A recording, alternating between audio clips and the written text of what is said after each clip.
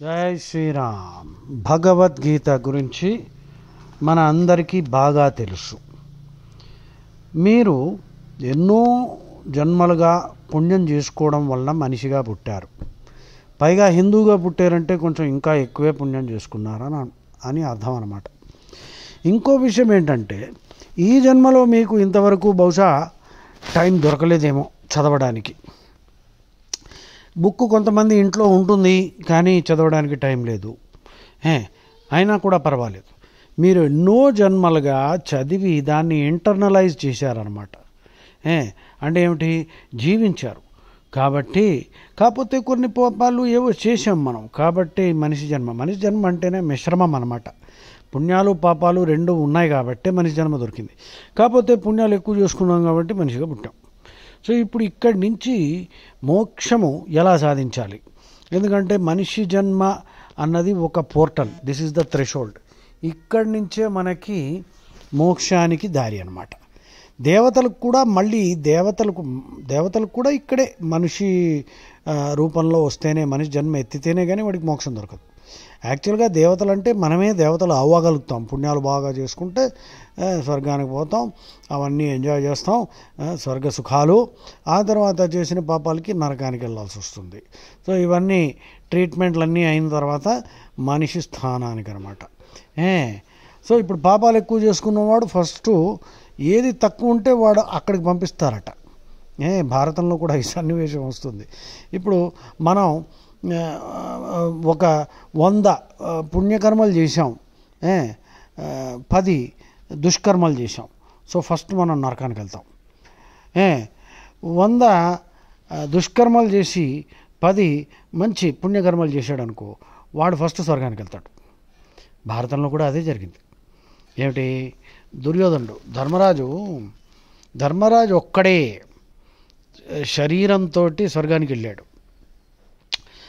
వెళ్ళగానే ఆయన చూశాడు, దుర్యోధనుడు, కర్ణుడు, వీళ్ళంతా కౌరవులు పెద్ద పెద్ద సింహాసనాల్లో కూర్చుని ఉన్నారు. వాళ్ళని చూసి నా తమ్ముళ్ళు లేరా అని వెతుకుంటే వాళ్ళు కనిపించలే. భీముడు, అర్జునుడు ఎవడూ కనిపించలే. ఇదేంట్రా అనుకున్నాడు. సో ఆయనకి చాలా కోపం వచ్చింది. అప్పుడు నారదుడు వచ్చి చెప్తాడు, ఈ ద్వేషాలు అవన్నీ మనిషి స్టేజ్లో ఉన్నప్పుడేనాయన, స్వర్గంలో ఈ ద్వేషాలు గీషాలు ఉండకూడదు. ఎలా ఉండకూడదండి? వీళ్ళు చేసిన వెధవ పనులకి వాళ్ళని తర్వాత వాళ్ళు స్వర్గంలో కూర్చోవడం ఏంటి, వెలిగిపోతున్నాడు వాడు ఏదో సూర్యుడిలాగా. అప్పుడు ఈయన అడిగేట, మరి నా తమ్ముళ్ళు ఎక్కడున్నారు అంటే, వాళ్ళు నరకంలో ఉన్నారు అని. అమ్మ బాబోయ్, సరే వెళ్ళి వాళ్ళని చూద్దామంటే సరే తీసుకెళ్తారట. ధర్మరాజు పాపం నడుచుకుంటూ వెళ్తాడు. దారెంబడంతా కంపు, కుళ్ళుతున్న శవాలు, రాబందులు, చీము, నెత్తురి, దరిద్రం అనమాట. గటరు ఇంకా చూసుకో. అందులో రకరకాల జంతువులు అవన్నీ పేక్కు తింటున్నాయి, మాంసాలు, కుళ్ళు, కంపు భరించలేవు. కంపు, చెవులు, కేకలు, అంటే అన్ని విధాలుగా దరిద్రంగా ఉందన్నమాట. అక్కడ గాలి కూడా ఏమిటో వేడిగా చల్లగా, అంటే పంచేంద్రియాలకి బాధ పుట్టించేటట్టు సిట్యువేషన్లో అలా నడుచుకుంటూ పోయిన తర్వాత కొంచెం దూరానికి ఆయన అమ్మో నేను భరించలేకపోతున్నాను అన్నాడు. ఇంతలోపల వెళ్ళిపోదామని అనుకుంటూ ఉంటే భీముడు, అర్జునుడు, ద్రౌపది, నకుల, సహదేవులు వాళ్ళ గొంతులు వినిపించాయట. అన్నా నువ్వు వచ్చినందువల్ల మాకు కొంచెం సంతృప్తిగా ఉంది, చల్లని గాలి వీస్తోంది, లేకపోతే మేము దరిద్రం అనుభవిస్తున్నాము, నువ్వు వెళ్ళకన్నా నువ్వు ఉంటే కొంచెమైనా ఏదో రిలీఫ్ అని. అప్పుడు ఆయన తల పట్టుకుని కూర్చుంటాడట. కూర్చుని ఆయనకు అర్థం కాదు, ఇదేంటి ధర్మ సంకటం. శ్రీకృష్ణుడు మనతో ఉండి మనం ధర్మం కోసం పోరాడితే నా తమ్ముడు అందరూ ద్రౌపది ఇలాగా అని కొంచెంసేపు కూర్చుని తలపట్టుకుని బాధపడుతూ ఉంటాడు. ఇంతలోపల సడన్గా సీన్ మారిపోతుంది. మొత్తం చల్లగాలి వస్తుంది, చాలా చందనపు వాసన వస్తుంది, అన్నదమ్ములందరూ కలుస్తారు. అప్పుడు ధర్మరాజు ఆశ్చర్యపోతాడు, ఏంటి వింత అని.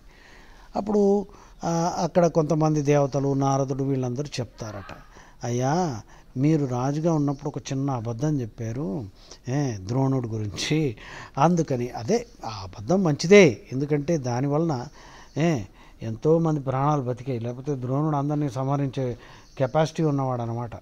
సో ఆ అబద్ధం చెప్పడం వలన ద్రోణుడిని మొత్తానికి హతమార్చారు.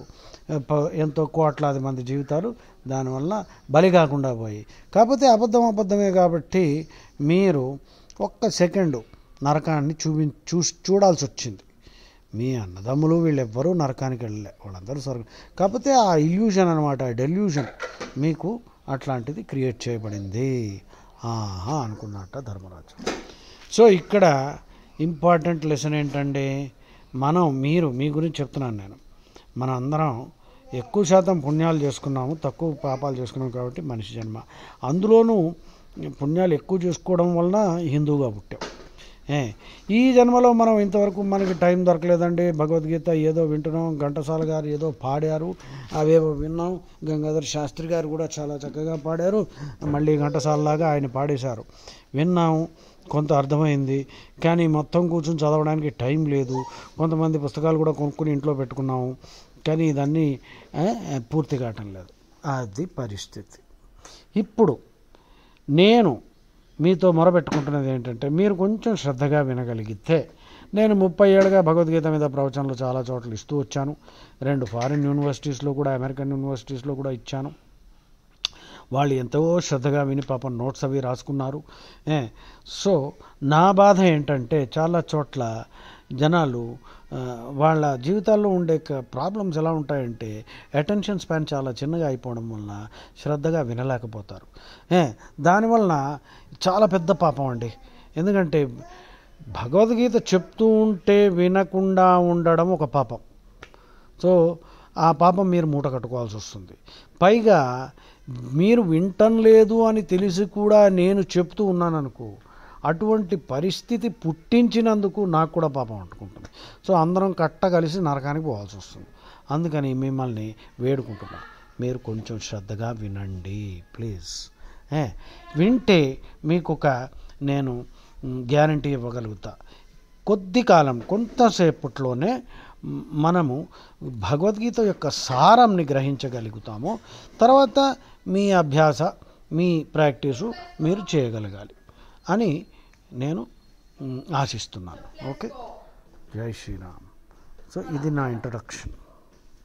జై శ్రీరామ్.